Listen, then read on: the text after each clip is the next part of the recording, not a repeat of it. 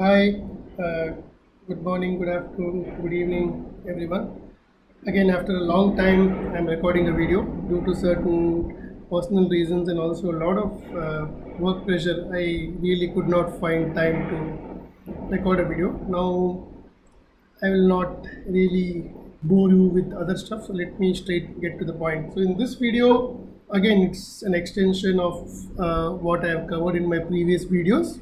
This is again trying to explain the beauty of transit, whether you take it as double transit or transit of the main planets, right? Jupiter and Saturn, which are primarily responsible for giving an event. So, it's like Saturn is more like a lock and Jupiter is more like the key. Because the reason when you say the reason someone attributes Saturn to lock and Jupiter to key, which is the lock to the key, is like uh, typically Saturn is a very restrictive planet. Okay, it tries to make you more disciplined. It's a planet of confinement, it's a planet of boundaries, whereas Jupiter is an expansive planet which it actually tries to set you free.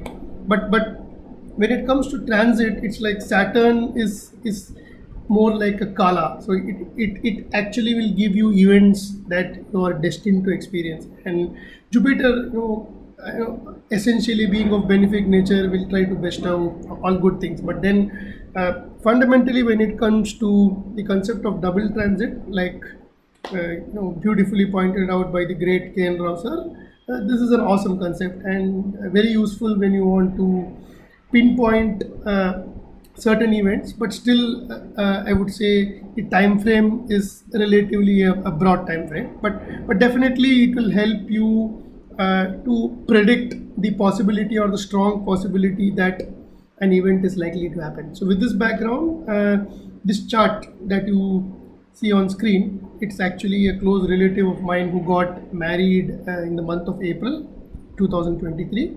So basically, 2 months back, he got married. And I would like to again show how transits, the double transit of Jupiter and Saturn, beautifully pinpoints that event. And also, you can look at the possibility of getting married from the Vimshottari Dasha system.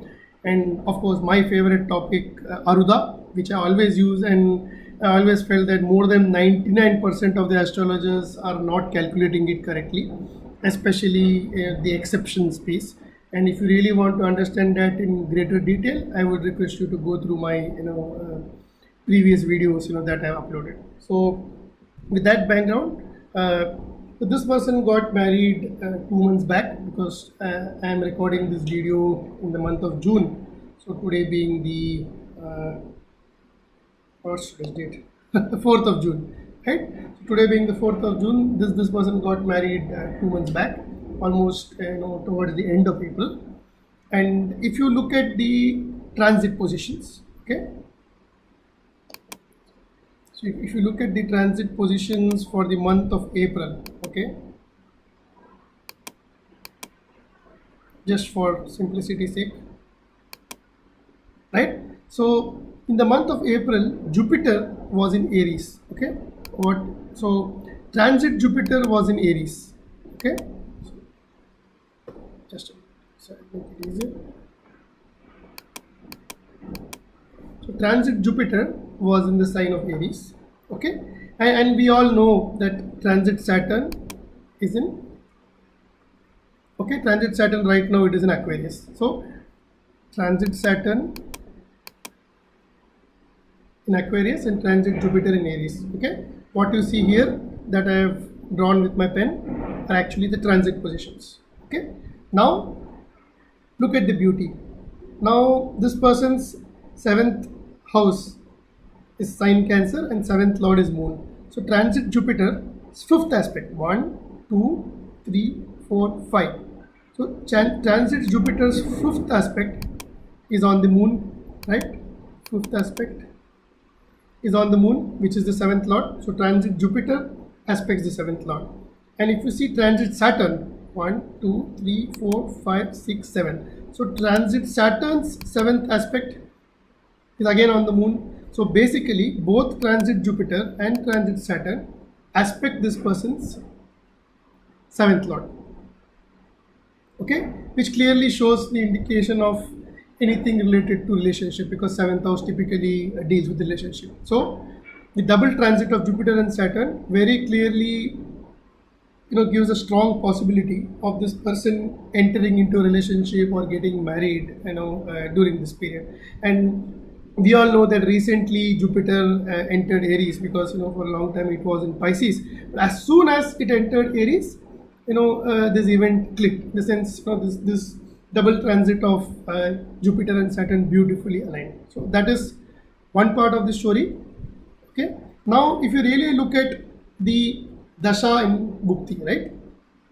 So this person actually got, just a minute. Okay, so this person actually got married in Moon Jupiter. Okay, just remember Moon dasha Jupiter Bhukti. Okay, now let me go to his Navamsha. Okay, this is his Navamsha chart. In the Navamsha chart, Jupiter is the seventh lord. Okay, Jupiter happens to be the seventh lord in the Navamsha. Okay, so and Moon happens to be the seventh lord in the Rashi chart. So Moon is the seventh lord in the Rashi chart. Okay, so hence during the dasha of Moon, there's a strong possibility of the person getting married.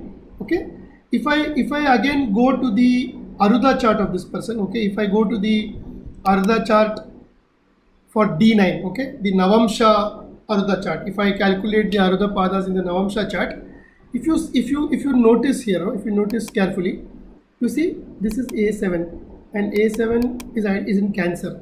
So Moon is also the lord of the Aruda pada of the 7th house of the Navamsha. So again, Moon has a connection with the 7th house in the Navamsha chart, because it is the lord of A7, Aruda pada lord of the 7th house of the Navamsha.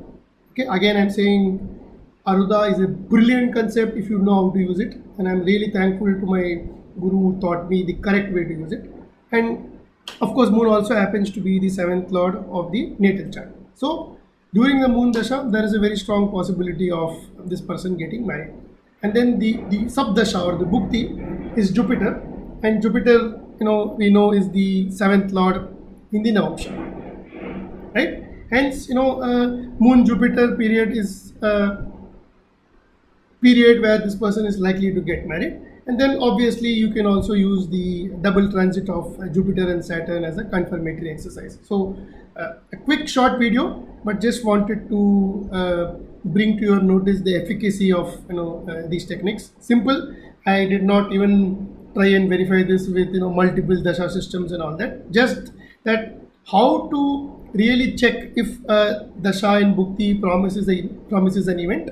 So there are many ways. I am not saying this is the only way, but this is a good way to identify if an event will happen. And again, remember, make sure that the analysis that you do, if a particular dasha planet promises an event, just don't analyze it from the lagna. There are other pivotal points from which maybe that particular planet is having a connection with the 7th house. Like it could be 7th house from the Aruda lagna or 7th house from the moon, those kind of things. So keep that in mind. Don't assume that it is always one angle which will work, and if it does not satisfy that condition, then that event will not happen. That's not the way. Your horoscope is different for different people. You have to see from which angle it is working. And typically, you will be able to confirm that from multiple events. And make sure you also use the divisional chart this way. And Aruda pada is also calculated in divisional chart. It gives a hell a lot of insights. If again you know how to use it the right way.